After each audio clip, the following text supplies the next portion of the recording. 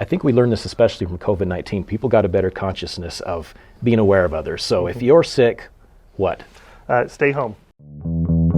Welcome to the Southwest Utah Health Podcast. For the nearly 300,000 people living in the region, public health is the ounce of prevention that's worth a pound of cure. I'm here with Peter, one of our epidemiologists, and it's getting a little foggy inside this suit, and so I'm going to take the headpiece off. If this were a real emergency or I needed to wear this, it would actually have a motor with some airflow, right? Where I'd be able to breathe a little bit better. Well, the reason Peter's here with us today is because we want to talk about how to prevent getting sick. Infection prevention, avoiding germs, especially during this part of the year. Every year we have a cold and flu season that starts in the fall, peaks in early spring, maybe February, and then kind of peters out during the summer. I can start by saying, first of all, why would someone need to wear a get-up like this, where it looks like with the gown and the gloves and this, I'm completely sealed off from outside air? They call it a PAPR. It's mainly for airborne precaution agents. So we have measles, we have anthrax, smallpox, the kind of things that would transmit typically through the air.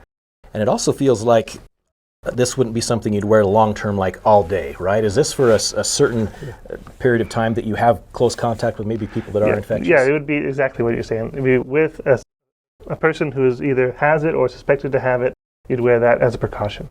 Now, a lot of people during the COVID-19 pandemic were maybe unsure about what type of disease it was, even though I think we were pretty aware with coronaviruses. A lot of times they're droplet spread.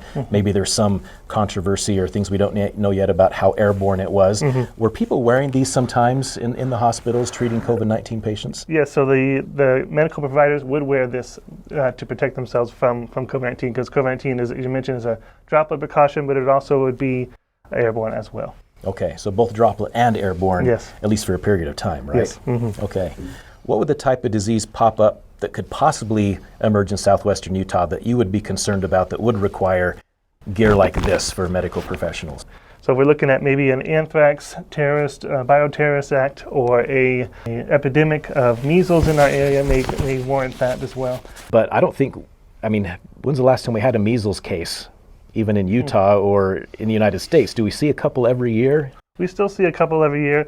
This past year, 2024, we did see an increase in measles, not particularly in our area, but in Florida, in Illinois. They had kind of an epidemic in certain communities of outbreak of measles, but not in Utah itself. When measles comes in, that disease, it seems like I've heard that it's not erupting, the source isn't in the United States, but it's travel acquired. So people might travel to another country where people maybe don't have that immunization, pick up measles, bring it back, then it tends to spread amongst unvaccinated populations. Is that the typical pattern? Yeah, you're right. Yeah. So we've talked about measles, which before working for the health department, I didn't realize was airborne. It floats in the air for quite a period of time. And our director, Dr. David Blodgett, mentioned it's the type of thing where you could walk through a room, and if you were infected and I walked through this room, there's a good chance I might pick it up. It's that virulent. Yes. It's very contagious. COVID-19 was, this is for an example, a comparison. It would be, within a room for 15 minutes within close contact. That was kind of the standard. But for measles, it's much more contagious. And so, just as you're saying, just if I was to just put my head into the room, breathe in, cough into the room, everyone would be at risk of contracting measles who are not vaccinated. Right. Now we talk about these contagious diseases and vaccines. As far as public health interventions go, there's been a lot of things in humankind that have advanced us and helped us live longer and healthier lives. But immunizations have been a remarkable technology that, my understanding, of exposing yourself to a degree of the disease to get immunization from it has been around maybe in centuries. I've heard that China practiced a form of that. As far as the Western world, we really saw it get ground just in the past 100 years with the development of polio vaccine, measles vaccine. Now we have a lot of different vaccines against diseases, but they're diseases we don't really hear about much anymore in the United States. I think in the generations before, most people either themselves or were related to or had a loved one that either had that disease or was disabled or even died from it when we talk about those type of things. And so again, measles, not something we really see happen a lot in the United States. In fact, we've gotten rid of, I think smallpox has been completely eradicated because of public health measures and vaccinations. Polio, we're almost there, right? Yes. Where is it still endemic in the world? We have just a lot of the Asian and kind of African areas where it's still endemic in those areas. All right, so let's get down to the basics first of all. When it comes to diseases, what is a germ? Where do diseases come from? How do we get them? And so a germ is a small living organism. It either be a bacteria, virus, fungi, protozoa. These kind of things live in our environment, and some can be good for us. Let's say inside of our gut, we have good bacteria. We want those things, but some of these germs can cause us to have illnesses. And so my role as an epidemiologist is to kind of prevent the spread of these contagions, these germs. Yes. So we're here living our normal life, going to work, going to school in our homes. How does that bacteria or virus get into our bodies and infect us? A lot of times it'll be from our hands. We touch our eyes, our nose, our mouth, or from our food that we eat. And it could also be from the air that we breathe. And it could even just be on our skin, getting through our skin. When it's cold and flu season, what are those diseases? I'm imagining they're mostly respiratory, right? Yes, Meaning they affect our head cold or in our chest, our Yes. breathing system. So what kind of bugs would that include? Yeah, so those germs would be the influenza or flu or in COVID-19 or other cold viruses. It could be RSV.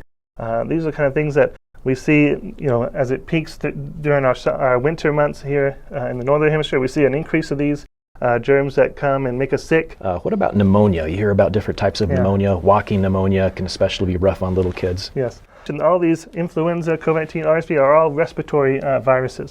And so once that gets into our system and kind of settles in there, then we have this pneumonia and we have built up fluid inside of our lungs. And so some people, as you mentioned, have walking pneumonia where they're actually still sick and still starting to have a drain on their system, but they don't know it yet. Something to keep an eye out for the kids. If you see them not being as active as they were before or any change in behaviors, you may want to consider taking them to your primary care provider. We had that happen in my family. My oldest son was probably maybe 6 or 7, was a really active kid, but just seemed to have, like you said, a drain on his system, seemed tired, his color was off. We finally took him to the doctor, and they checked his oxygen, did a lung x-ray, and said, he's got walking pneumonia. Basically, you're walking around with pneumonia. You Yes. don't know how sick you are. And he had to have, I think, breathing treatments. Respiratory therapist took a look at him, and it took probably 3 or 4 weeks before he recovered. And again, it seemed different than another illness. It wasn't going away, and his energy was kind of low. So I'm grateful we have the medical interventions that we do. I guess the big danger of pneumonia is what? Getting to the point where it's life-endangering? As you mentioned, his oxygen saturation was decreasing, and so once we have decreased oxygen saturation, other functions of our body start to decrease as well.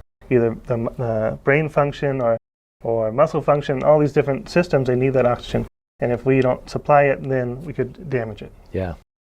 A lot of these respiratory diseases, if you are a teenager up into young adult, middle adulthood, you have a strong immune system, you can fight these things off, recover at home with rest and over-the-counter medications, drinking lots of fluids. But it's the vulnerable populations that really take the brunt, right? Small children, older people, pregnant women. If you've got a chronic disease of some kind, especially lung disease, diabetes, those types of things, you can end up in the hospital and even be part of the statistic where in the United States, I think we've got influenza and its related illnesses like turning into pneumonia in the top 10 causes of death. Yes. And in the past couple of years, COVID-19 has entered the top 10 causes of death, right? Yeah, just recently, but now we've seen a decrease in COVID-19 as a leading cause of death. So that's a great, Good, okay. It's great news, yeah. So we know about the dangers and risks of disease, what we can do about them, where they come from. But as far as not getting it in the first place, you mentioned before, if we're out and about and we touch a hard surface or we touch a person maybe or get contaminants or germs on our hands, then we touch our face, eyes, nose, or mouth. That's how it gets into our body, right?